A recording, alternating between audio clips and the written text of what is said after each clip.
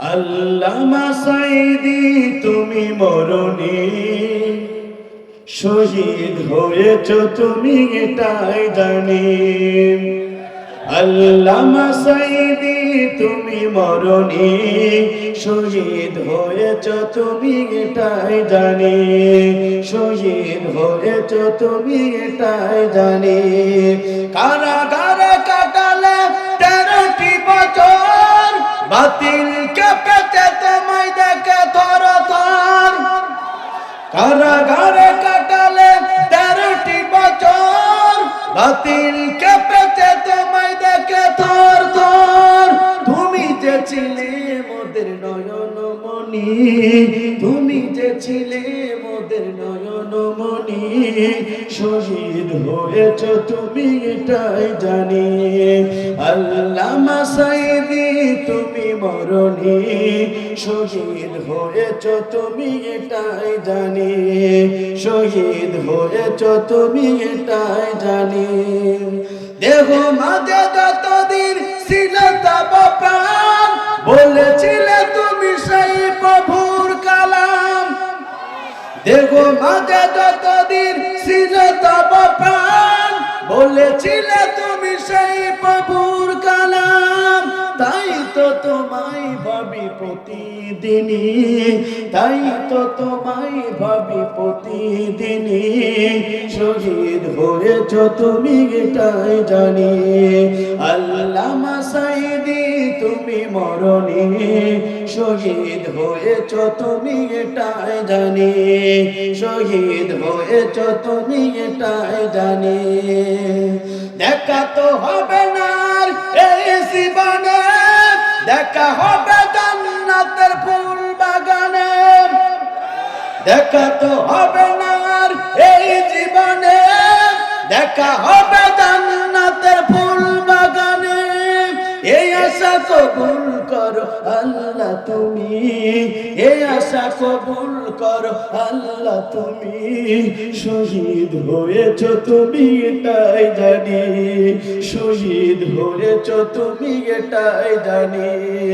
আল্লামা সাঈদী তুমি মরণি, শহীদ হয়েছ তুমি এটাই জানি।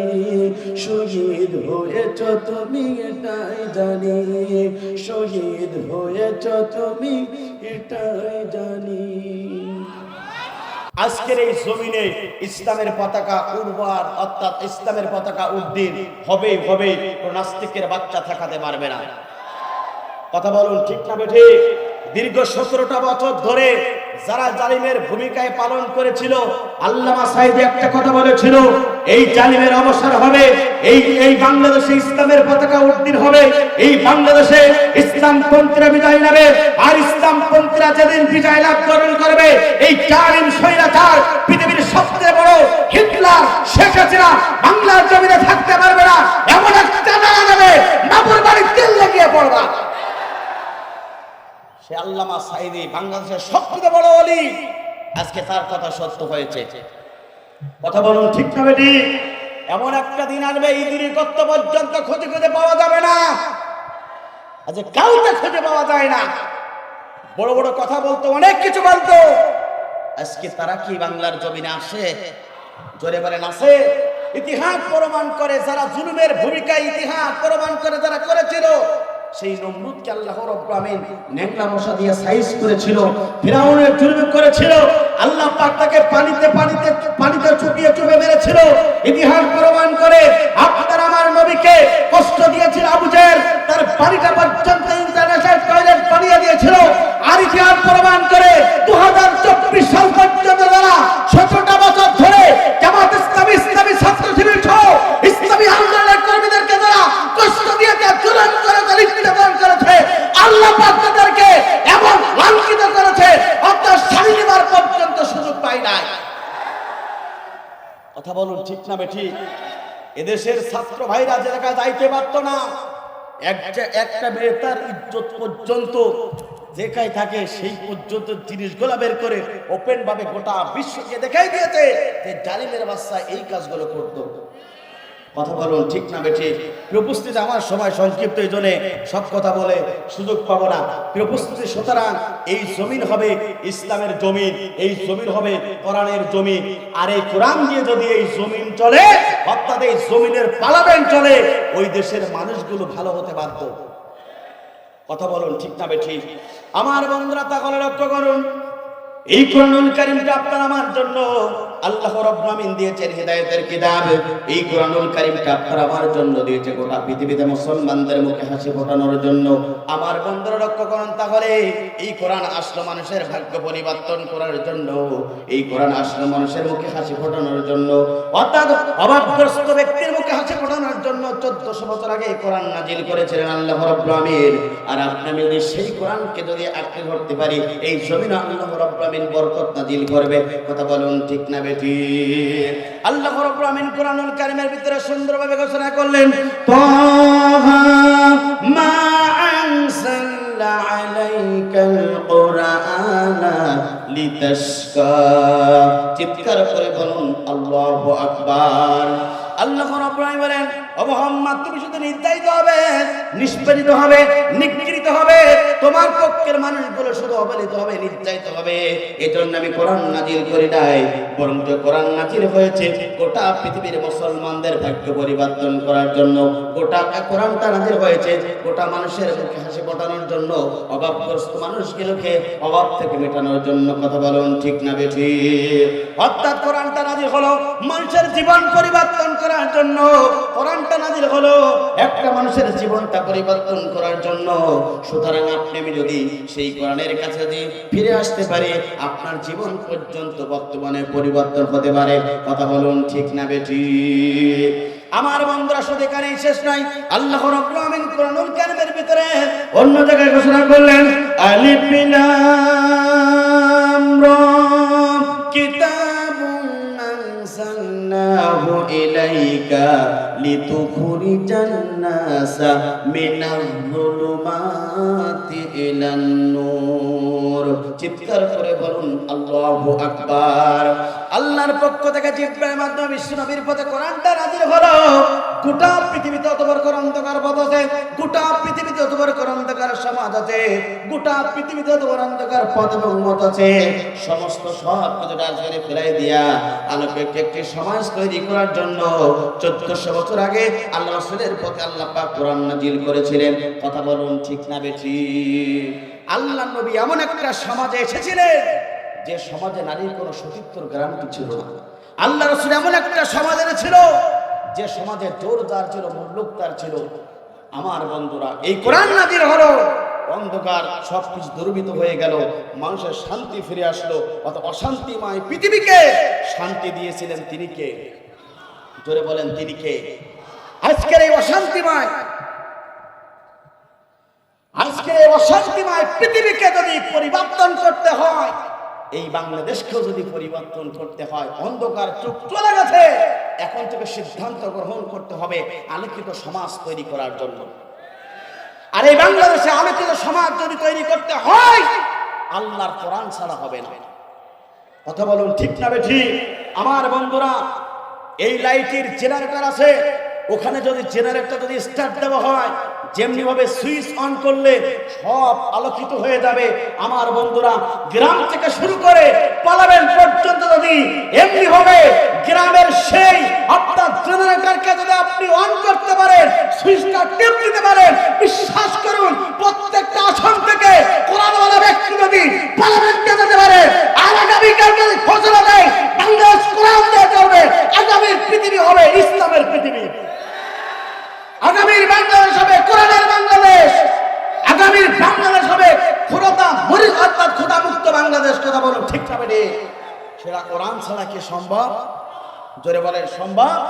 এই কোরআন যদি বাস্তবায়ন হয়ে যায়, এই সমাজে কোনো ডালখোর থাকতে পারবে না, এই সমাজে মদখোর থাকতে পারবে না, এই সমাজে কোনো দুর্নীতিবাজ যারা কোটি কোটি টাকা পাচার করেছে তাদের বিচার হবে প্রকাশ্যভাবে। অর্থাৎ বাংলাদেশে টাকা পড়ে থাকবে, কিন্তু কেউ টাকা নেবার সাহস পাবে না।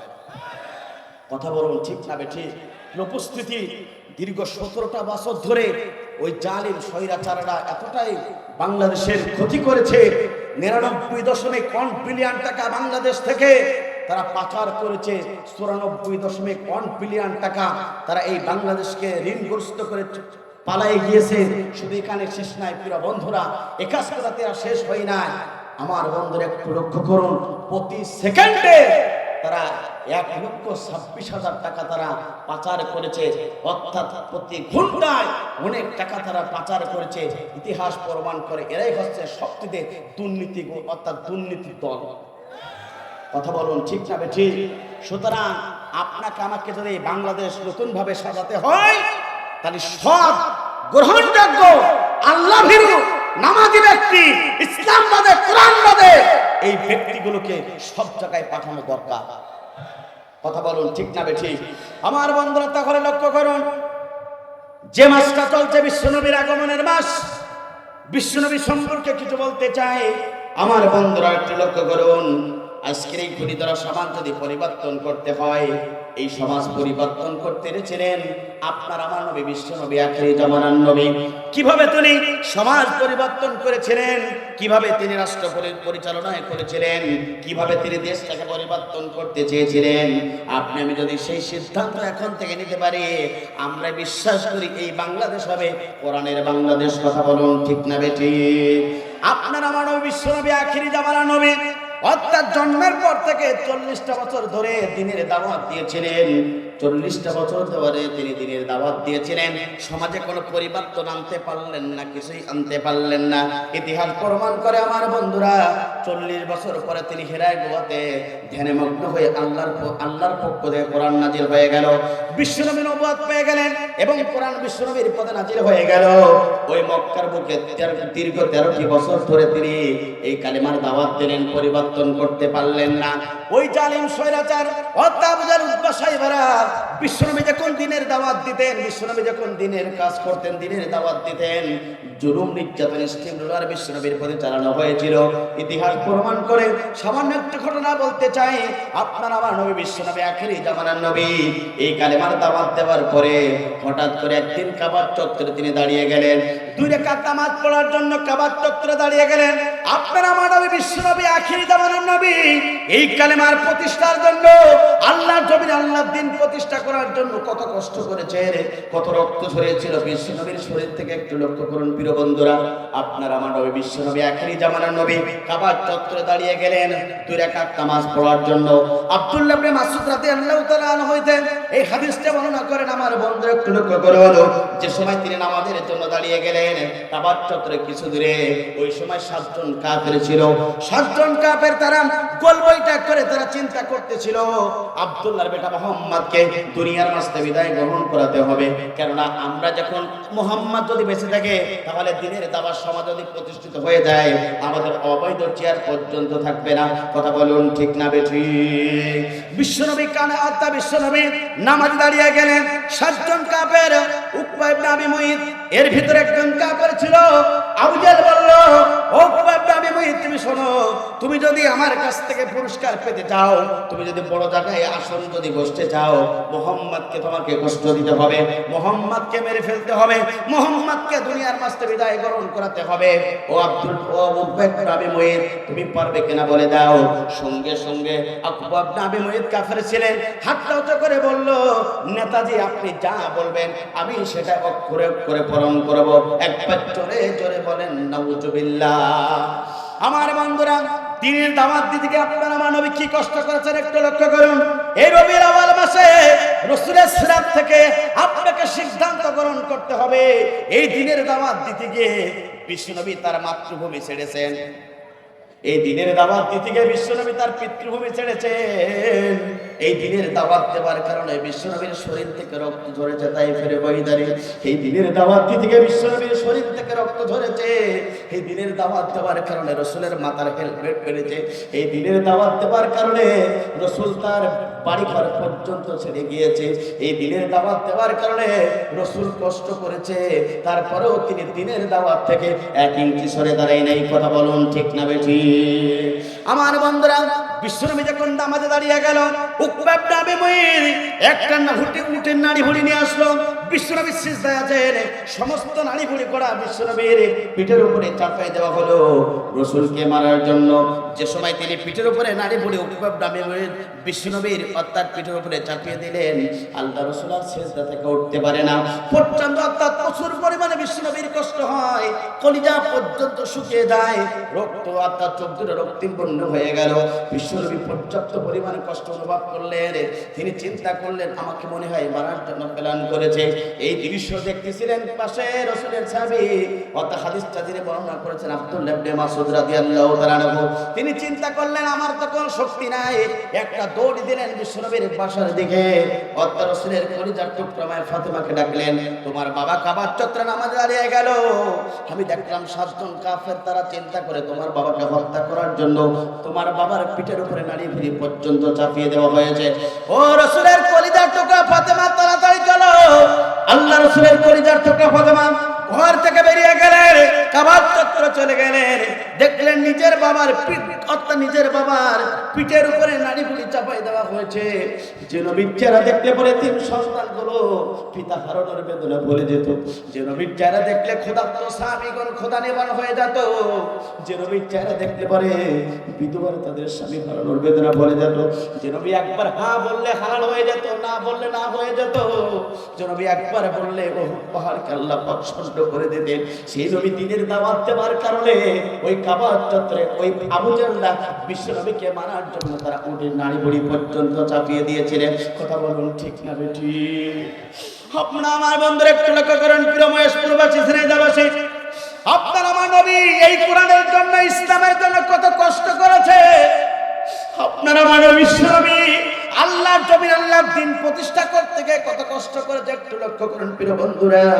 রাসূলের কলিজার টুকরা ফাতেমা চলে আসলো কাবার পাশে, সমস্ত নারীগুলো সব কিছু সরানো হলো। বিশ্বনবী সিজদা থেকে উঠে দাঁড়ালেন, বাকি নামাজটা শেষ করলেন। এরপরে শেষ করার পরে বিশ্বনবী ফাতিমাকে জিজ্ঞাসা করে, ফাতিমা আবার যদি একটু পানির ব্যবস্থা করো। ফাতিমা বললেন, আব্বা জান, জীবনে আপনাকে কত মহব্বত করি, আপনি আমাকে কত ভালোবাসেন। ও আমার আব্বা জান, কেন তারা আপনাকে মারতে চায় একটু লক্ষ্য করতে একটু বলবেন কিনা জানিয়ে দিন। সঙ্গে সঙ্গে আল্লাহ রাসূল কলিজার টুকরা ফাতেমাকে ডেকে বলে, ও আমার মা, তুমি শুনে রাখো, আমি তাদের কোনো সম্পদ দিই নাই, আমি তাদের বাড়ি ঘরে জ্বালাই নাই, আমি তাদের কিছুই চাই নাই। ইনিল হুকমু ইল্লা লিল্লাহ, সৃষ্টি তার, আইন চলবে তার, অর্থাৎ আল্লাহর জমিনে কালেমার দাওয়াত দেওয়ার কারণে আবু জাহল আমাকে মারার জন্য প্ল্যান করেছিল। কথা বলুন ঠিক না বেটি? আমার বন্ধুরা, বিশ্বনবী কালেমার দাওয়াত দেওয়ার কারণে আবু জাহল পর্যন্ত তারা কিন্তু বিশ্বনবীকে মারার জন্য চেষ্টা করেছিল। আর এই কালেমার দাওয়াত দেওয়ার কারণে দীর্ঘ 17 বছর ধরে ইসলামী আন্দোলনের কর্মীদেরকে মারার জন্য স্বৈরাচার শেখ হাসিনা চেষ্টা করেছিল। খাপে খাপ মুমতাজের বাপ মিলে গেলে বুঝবেন কতটুকু লস আর কতটুকু লাভ। বিশ্বনবী কাবার চত্বরে কালেমার দাওয়াত দিয়েছিল, আবু জাহল পার্লামেন্টের বৈঠক করে তারা মারার জন্য প্ল্যান করেছিল। আমার বন্ধুরা লক্ষ্য করুন, আর যদি 5টা বছর ধরে ওরা শেখ হাসিনার স্বৈরাচার সরকার যদি গদিতে দেখতো, এই বাংলাদেশ বিক্রি করে ভারতের কাছে বিলীন করতে। কথা বলুন ঠিক না বেটি? আর 5টা বছর ধরে যদি চেষ্টা করে তারা এই জমিন জুলুম করতে পারতো, এদেশে ইসলামী আন্দোলনের কর্মীদেরকে তারা প্রকাশ্যভাবে ঝুলিয়ে ঝুলিয়ে মারতো। ইসলামী আন্দোলনের কর্মীদেরকে রাতের গভীরে যেমন মেরেছে, দিনের বেলা ঠিক তেমনি তাদেরকে জুলুম করত। আমার বন্ধুরা, কিন্তু ইন্না বাশরাব্বিকা লাশাদীদ, আল্লাহ পাক যেদিন ধরবে দুনিয়ার কেউ রাখতে, জোরে বলেন পারবে? আল্লাহ পাক ছাড় দেন কিন্তু ছেড়ে দেন না। আমাদের কাছে সারা বাংলাদেশ থেকে আমার কাছে 50 হুজুর আল্লাহর পক্ষ থেকে কি সাহায্য দেবে না? শেখ খাব্বাব খুবাইবের মতো জুলুম নির্যাতন তো আর সহ্য করা যায় না, ইস্টিবুলার তো আর সহ্য করা যায় না। এই মহেশপুরের কত মানুষদেরকে জুলুম করেছে, অসংখ্য ভাইদেরকে বাড়ি থেকে নিয়ে গুম করে ক্রস ফায়ারে দিয়ে মারা হয়েছে। কথা বলুন ঠিক না বেটি? আমার বন্ধুরা, বিশ্বনবী কাবার চত্বরে এরপর কি হলো একটু লক্ষ্য করেন প্রিয় বন্ধুরা। আল্লাহ রাসূল এবারে বললেন, ও আমার কলিজার টুকরা ফাতেমা, তুমি শুনে দেখো। এরপর আল্লাহ রাসূল দুহাত তুলে আল্লাহর কাছে বলে, আল্লাহ, আজকের এই কাবার চত্বরে 2 রাকাত নামাজ পড়ার জন্য মেরেছিলাম। আল্লাহ, যারা আজকে আমার মারার জন্য প্ল্যান করেছিল, আল্লাহ আপনি তাদেরকে দুনিয়ার মাঝ থেকে বিদায় গ্রহণ করে দিন। আমি নবী যেন বেঁচে থাকতে থাকতে সেই দৃশ্য দেখতে পারি।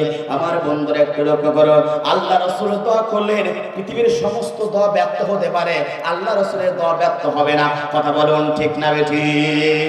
দোয়া করলেন, বিশ্বনবী কবুল হয়ে গেল।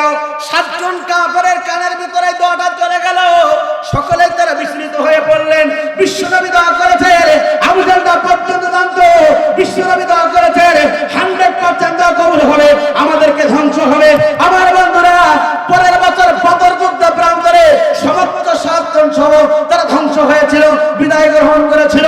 এই বাংলাদেশের অসংখ্য আলেমদেরকে মারার জন্য যারা প্ল্যান করেছিল, আল্লামা সাঈদী বলেছিল, আল্লাহ এই বাংলাদেশে যারা জুলুম করে এমন একটা দিন আসবে তাদেরকে দুনিয়ার বাস্তবে ধ্বংস করে দেন। সেই দোয়া কবুল হয়েছিল, আজকে তাদের ধ্বংস হয়েছে।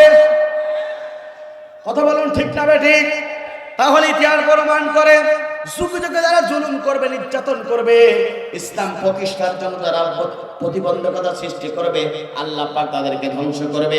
এই জন্য প্রিয় বন্ধুরা, রাসূল এই দুনিয়াতে এনেছিলেন বড় একটা মিশন নিয়ে।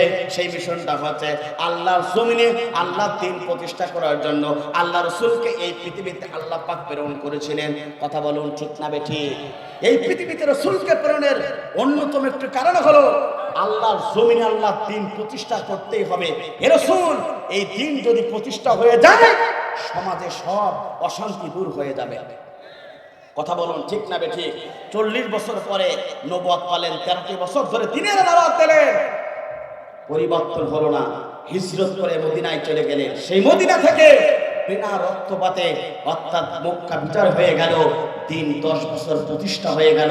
পার্লামেন্ট থেকে চোরের বিচার হলো, ধর্ষণকারীর বিচার হলো, পার্লামেন্ট থেকে চুরির যারা করতো তাদের বিচার হলো। সুতরাং সেই 10 বছরে, রাসূলের শেষ জীবনের 10 বছরে একবার স্বর্ণ হয়ে গেল ওই মক্কা মদিনা। সুতরাং ইতিহাস প্রমাণ করে 53টা বছর ধরে তিনি দাওয়াতি কাজ করেছেন, পরিবর্তন আনতে পারলেন না। শেষের দশকে পরিবর্তন হয়ে গেল। আজকে 53 বছর ধরে পরিবর্তন হলো না। আগামী দিনে ইসলাম বিজয় হলে বাংলাদেশ পরিবর্তন হবে। কথা বলুন ঠিক না বেঠিক? উপস্থিতি, এই বিজয় লাভ করার জন্য আপনাকে আমাকে কাজ করার দরকার আছে না নাই? জোরে বলেন, আছে না নাই? সেই দাওয়াতি কাজ বিশ্বনবী করেছিলেন। আল্লাহ রাব্বুল আলামিন এই জন্য রাসূলের একটা দাওয়াত, তার একটা মিশন ছিল আল্লাহর জমিনে আল্লাহর দ্বীনকে প্রতিষ্ঠা করার জন্য।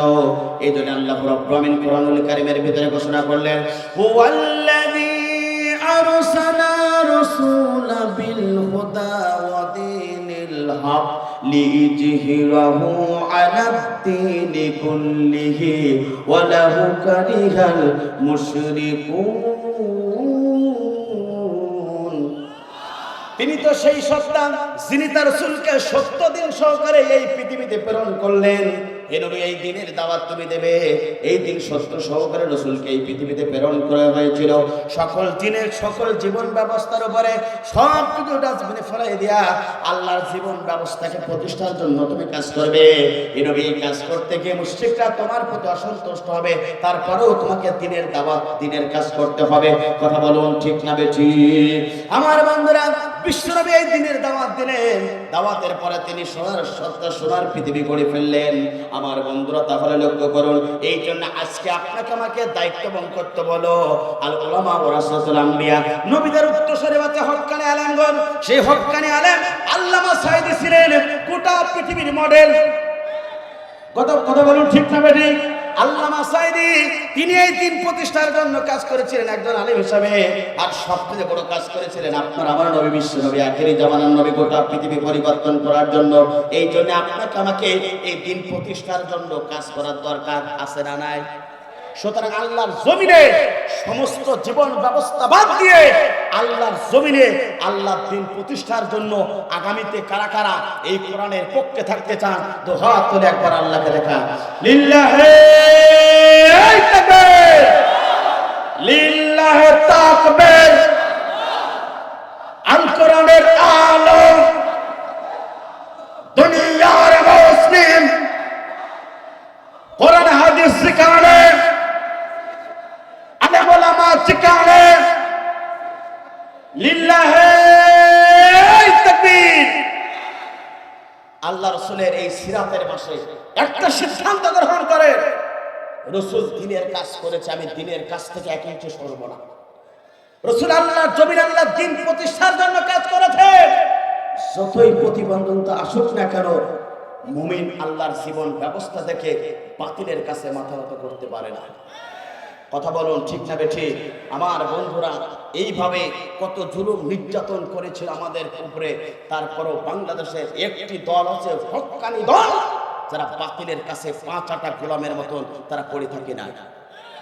তারা হাসতে হাসতে ফাঁসির মঞ্চে গেছে, আল্লামা সাঈদী পর্যন্ত গিয়েছে, শহীদ আত্মা নিজামী গিয়েছে, আলী আজম মোহাম্মদ মুজাহিদ গিয়েছে, শহীদ কামরুজ্জামান গিয়েছে, আত্মার সর্বশেষ আবু সাঈদ শহীদ হয়েছে। বাতিলের কাছে মাথা করে নাই। আজকে মহেশপুরবাসী আপনাদেরকে বলতে চাই, আগামী পার্লামেন্টে ইসলামের পক্ষে অর্থাৎ ডক্টর মঞ্জুর রহমান সাহেব যদি আপনাদের কাছে আছে, ছায়ার নেতৃত্বে এই মহেশপুরে ইসলামের ঘাঁটি বানাতে হবে। কথা বলো ঠিক না বেঠিক? সেই ঘাঁটি বানানোর জন্য যদি আপনাকে আমাকে আল্লাহর কোরআন ইসলামের পক্ষে থাকতে হয়, আল্লাহর জমিনে আল্লাহর দ্বীন কায়েমের পর থেকে রাখবো, মুসলমান বাতিলের কাছে মাথা নত আর করবো না। কথা বলুন ঠিক না বেঠিক? উপস্থিতি, কারণ এই কাজ রাসূলুল্লাহ সাল্লাল্লাহু আলাইহি সাল্লাম করেছেন। রাসূলের এই সিরাত, আমাকে এই কাজ করার দরকার আছে না নাই? জোরে বলেন আছে না নাই? আমার বন্ধুরা, তাহলে লক্ষ্য করুন, ডান পাশে অনেক মানুষ আছে, ভাইজান একটু বসে যান, গরম পড়ছে আমরা বুঝতে পারছি। দুই পাশে বড় দুইটা লাইট, যার কারণে আমারও গরম প্রচন্ড পরিমাণে। তারপরে আপনাদেরকে পেয়ে, আপনাদের শোনার মতন মানুষগুলোকে পেয়ে আমি সবচেয়ে খুশি। আপনারা খুশি না বেজার? সরে বলেন খুশি না বেজার? আব্দুল আলাইম ভাই ডেট পাওয়া খুবই কষ্টকর। অর্থাৎ জহুরুল ভাই, আমার রাকিব ভাই আমাকে বলেছে, ভাই আপনি প্রায় 7 বছর আগে এই তত্ত্বপাড়ার পাশে একবার আলাইন ভাইকে নিয়ে এসেছিলেন, এবছর একটু আইনে দেন আমাদেরকে। তো প্রিয় উপস্থিতি, গতকালকে ডেটটা ছিল, বৃষ্টির কারণে ডেটটা গতকালকে মাহফিলটা হয়ে নাই, এই জন্য আজকে হচ্ছে। আপনারা খুশি না বেজার? জোরে বলেন খুশি না বেজার? আগামী রমজান পর্যন্ত আলাইন ভাইয়ের কোনো ডেট রাতের বেলায় ফাঁকা নেই, দুই একটা আছে দিনের বেলায়।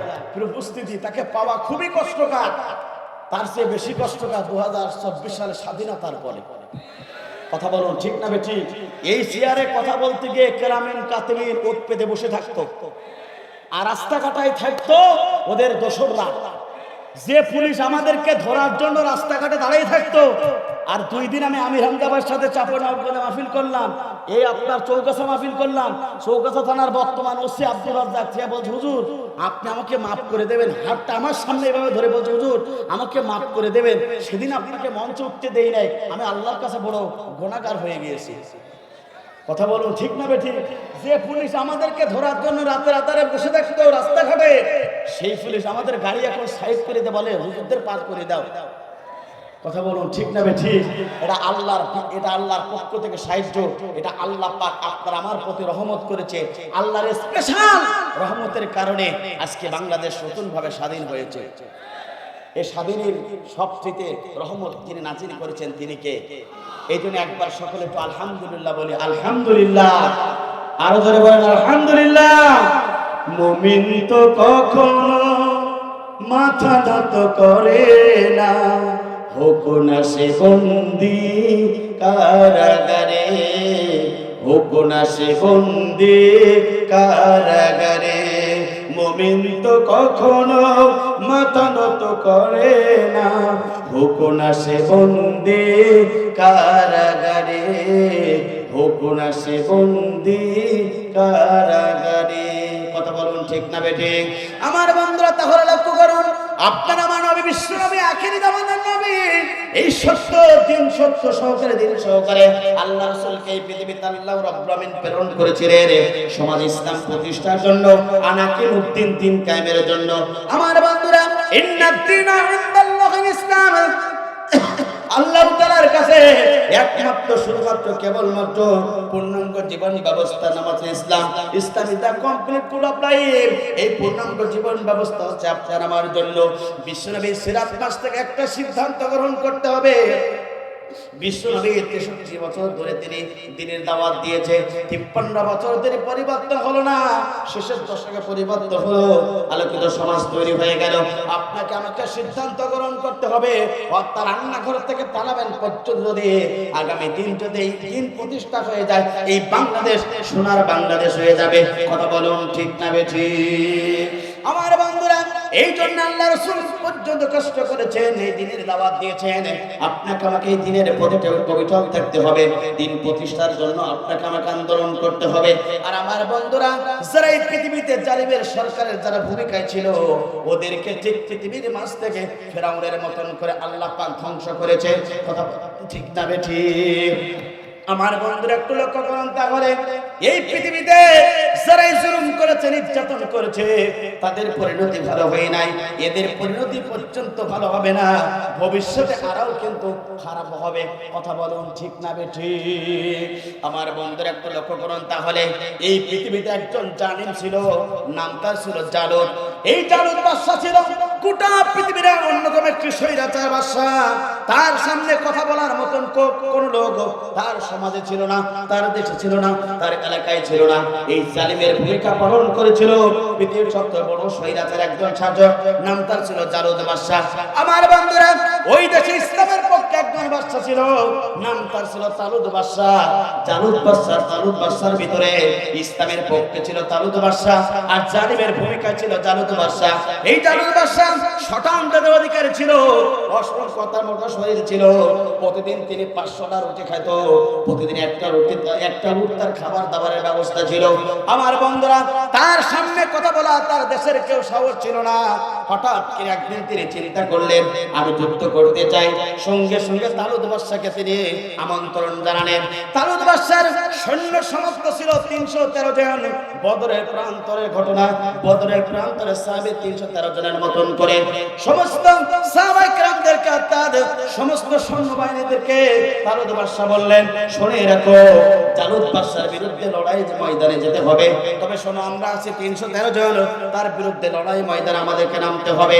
সঙ্গে সঙ্গে 313 জনের ভিতর থেকে একজন যুবক, নাম তার ছিল দাউদ, 7 বছরের যুবক, কোন রেওয়াতে আছে 11 বছরের যুবক। সঙ্গে সঙ্গে দাউদ বলল, নেতাজি, জালুত বাদশার বিরুদ্ধে আমি দাউদ লড়াইয়ের জন্য লড়াইয়ের ময়দানে যেতে চাই, আপনি আমাকে অনুমতি দেবেন কিনা জানিয়ে দেন। তালুত বাদশার সঙ্গে সঙ্গে তিনি আশ্চর্য হয়ে গেলেন। জালুত তো স্বৈরাচার, তার সামনে কেউ কথা বলতে পারে না। ও যুবক, তুমি কিভাবে কথা বলবে? এই ঘটনা থেকে 2024 সালের ছাত্র আন্দোলনের ঘটনা একটু মিলাই নেন প্রিয় বন্ধুরা। জালুত বাদশার সম্মুখে কোনো কথা বলতে পারে না যুবক, 7 বছরের যুবক। এবার দাউদ বলল, নেতাজি আপনি অনুমতি দিন, আমি চলে যাব জিহাদের ময়দানে। সকালবেলা হয়ে গেল, জালুত বাদশার বিরুদ্ধে এই আবু দাউদ চলে গেলেন জিহাদের ময়দানে। বাদশাকে ডেকে বলল, আপনার সাথে জিহাদের ময়দানে নাচছি, আপনি আমার সাথে লড়াই করবেন কিনা জানিয়ে দেন। সঙ্গে সঙ্গে জালুত বাদশা বলল, ও যুবক, তুমি তো আমার ক্ষমতা সম্পর্কে জানো না, তুমি তো আমার জীবনী সম্পর্কে জানো না। 500 রুটি প্রতিদিন আমি খাই, একটা রুটি আমি প্রতিদিন খাই, তুমি আমার সাথে কিভাবে লড়বে? সঙ্গে সঙ্গে সঙ্গে সঙ্গে আমার বন্ধুরা, ওই দাউদ বাদশা, ওই দাউদ সৈন্য বলল, শুনে রাখো, আমি যুবক হতে পারি, তাহলে আপনার সাথে লড়তে আমার চুল পরিমাণ কার্পণ্য করব না। একটা জোরে জোরে বলুন আল্লাহু আকবার। আমার বন্ধুরা, জালুত বাদশার বিরুদ্ধে সৈন্য 7 বছরের যুবক কালা দাউদ সঙ্গে সঙ্গে বলল, ঠিক আছে। দাউদ অর্থাৎ ছোট যুবক যখন জালুত বাদশার বিরুদ্ধে যাচ্ছিলেন, 3টা তিনি নিয়েছিলেন, 3টা আমার বন্ধুরা পাথর, 3টা পাথর নিয়ে এবার জালুত বাদশাকে লক্ষ্য করে একটা পাথর যখন মেরে দিলেন, আমার বন্ধুরা একটা পাথর যখন তিনি মেরে দিলেন, সঙ্গে সঙ্গে জালুতের ডান হাত বরাবর লেগে গেল, ডান হাতটা ছিটকে তার শরীর থেকে জমিনে পড়ে গেল। একটা জোরে জোরে বলেন আল্লাহু আকবার। জালুত বাদশা বলল, যুবক তুমি কি করলে? তোমার একটা আঘাতে তোমার হাত বিচ্ছিন্ন হয়ে গেল। জালুত বাদশা যখন এই কথা বলল, যুবক দাউদ বলল, আপনি স্বৈরাচার হতে পারেন, তবে আমার পক্ষ, আল্লাহর পক্ষ থেকে আমার জন্য সাহায্য আছে। একবার জোরে জোরে বলুন আল্লাহু আকবার। ছোট একটা পাথর মারলো, ওই জালুদ বাদশার বিরুদ্ধে হাতটা পড়ে গেল, আর একটা পাথর নিয়ে একটা মেরে দিল, সঙ্গে সঙ্গে ওই জালুদ বাদশার বাম হাতটা পর্যন্ত পড়ে গেল। একবার জোরে জোরে বলুন আল্লাহু আকবার। শয়তান সেই জালুদ বাদশাকে দুইটা পাথর দিয়ে দামুজ্জামাকে ধ্বংস করেছিল। একটা পাথর ছিল ঠিক তেমনি ভাবে 2024 সালে ওই 7 পাথরের যুবকদের নেতৃত্বে শেখ হাসিনা পালাইছে। কথা বলুন ঠিক না বেঠিক? সুতরাং যারা জুলুম করবে তাদের ভবিষ্যতে পরিণতি এদের একই অবস্থা হলো। কথা বলুন ঠিক না বেঠিক? পাথর বাকি আছে কয়টা? জোরে বলেন, সকলে হাত তোলেন। কয়টা বাকি? লিল্লাহি তাকবীর। হাত নামান। এই শেষের পাথরটা কি হয়েছিল জানার দরকার আছে না না? সবাই শুনবেন। আমি আগে বলেছি আমার সংক্ষিপ্ত আলোচনা, বিস্তারিত বলার সময় পাবো না। প্রিয় উপস্থিতি, তবে অবশ্যই এই পাথরের কি কাজ হয়েছিল না বলে আমি স্টেজ থেকে নামবো না। প্রিয় উপস্থিতি, আজকের এই বিশাল তাফসীর মাহফিল হচ্ছে এই বছরের প্রথমে। আপনারা খুশি না বেজার? কারা কারা খুশি একটু দুই হাত তুলে আল্লাহকে দেখান। লিল্লাহি তাকবীর, লিল্লাহি তাকবীর। আল কোরআনের আলো অতনিয়ার মুসলিম। হাত নামান। এর ভিতর থেকে অনেকের বাবা চলে গেছে আল্লাহর দরবারে, অনেকের মা চলে গেছে আল্লাহর দরবারে। পিতামাতার জন্য আপনার আমার একটু দোয়া করার দরকার আছে না নাই? জোরে বলেন আছে না নাই? যার মা চলে গেছে, তার বাবা চলে গেছে, সবচেয়ে পৃথিবীতে সেই ব্যক্তি সবচেয়ে বড় এতিম। কথা বলুন ঠিক না বেঠিক? আমার বন্ধুরা, অনেকের বাবা দুনিয়ার মাঝে বিদায় গ্রহণ করেছে, অনেকের মা দুনিয়ার মাঝে বিদায় গ্রহণ করেছে। আমার জনম দুঃখিনী মা পর্যন্ত কথা বলতে পারে না। ইউটিউবে আমার আলোচনা অনেকে শুনেছেন, একটু আলোচনা শোনার জন্য অনুরোধ রইল। নিজের মার কথা বলতে পারে না, কিন্তু আল্লাহ পাক আমাকে বাংলাদেশ অসংখ্য জেলায় কোরআনের দাওয়াত নিয়ে কোরআনের কথা বলার সুযোগ দান করেছেন। গত মাসে আব্দুল আলামিন ভাই, আমি আমির হামজা, অর্থাৎ আমার জীবনে বড় ইচ্ছা ছিল একটু বিদেশের মুখে একটু তাফসীর করব। আমার বন্ধুরা, আগস্টের 9 তারিখে সেই সুযোগটা পর্যন্ত আল্লাহ পাক আমাকে করে দিয়েছে। মালয়েশিয়ার বুকে কোরআনের কথা বলেছে। ডক্টর মিজানুর রহমান আজারের সাথে একই মঞ্চে বসে কথা, একই জায়গায় বসে আলাপ করার সুযোগ হয়েছে। ডক্টর মিজানুর রহমান আজারে এই মাসে অথবা আগামী মাসের প্রথম সপ্তাহে বাংলাদেশে আসবে। আমার বন্ধুরা, এই জন্য আমি আল্লাহর গোলাম, আমি আমার মায়ের জন্য সকলের কাছে দোয়া চাই। আমি আপনার মায়ের জন্য দোয়া করতে চাই, আমি আপনার পিতার জন্য দোয়া করতে চাই। যে মা 10 মাস 10 দিন ধরে আপনাকে গর্ভধারণ করলো, 36টা নারী ছেড়ে পৃথিবীতে আসার সুযোগ করে দিল, 42টা মুক্ত, যে মা আপনাকে ফ্রি টাকায় আপনাকে পান করানোর ব্যবস্থা গ্রহণ করলো। আমার বন্ধুরা, এই দুনিয়া ছেড়ে একদিন চলে যাব, কিছুই তো নিয়ে যাব না। 3.5 জায়গা আর 3 টুকরা কাপড় ছাড়া আপনি আমি কিছুই নিয়ে যেতে পারবো না। কিন্তু এই খবরের কথা একটিবারের জন্য চিন্তা করো। আপনার বাবা চলে গেছে, আপনার মা চলে গেছে, আপনার ভাই চলে গেছে, আপনার অনেকের সন্তান চলে গেছে। আপনার আমার ছেলে আজরাইল আলাইহিস সালাম যেদিন ধরবে, সকলে সেদিন আমাকে কবরের ভিতরে যেতে হবে। কেউ তো আমরা পৃথিবীতে থাকবো না, টাকা পয়সা বাড়ি গাড়ি সব কিছু রয়ে যাবে, কিছুই তো নিয়ে যেতে পারবো না। আমার বন্ধুরা, আল্লাহ পাক কোরআনুল কারীমের ভিতরে ঘোষণা করলেন, ওই ব্যক্তিরা ততক্ষণ পর্যন্ত মুমিন হতে পারবে না যতক্ষণ না পর্যন্ত তার প্রিয় সম্পদটা আল্লাহর রাস্তায় ব্যয় না করতে পারবে। সূরা ইমরানের 92 নম্বর আয়াত আল্লাহ পাক এই কথাটা বলেন। সূরা তওবার ভিতরে 110 নম্বর আয়াত আল্লাহ পাক বলেন, নিশ্চয়ই রাব্বুল আমিন মুমিনের জান এবং মাল ক্রয় করে নিয়েছেন, বিনিময়ে আল্লাহ রাব্বুল আমিন জান্নাত দেবে। আমার বন্ধুরা, একটু লক্ষ্য করুন, অসংখ্য আয়াত দ্বারা আল্লাহ পাক প্রমাণ করছে। এরপরে রাসূলের কাছে একজন সাহাবী আসলো, বললেন, ইয়া রাসূলুল্লাহ, হাবিবাল্লাহ। বিশ্বনবী সাহাবা একরামদেরকে লক্ষ্য করে বলল, তোমরা তোমাদের প্রিয় সম্পদ যদি আল্লাহর রাস্তায় দান করতে পারো, তাহলে তোমাদের তার বিনিময়ে আল্লাহ পাক তোমাদেরকে জান্নাত দেবে।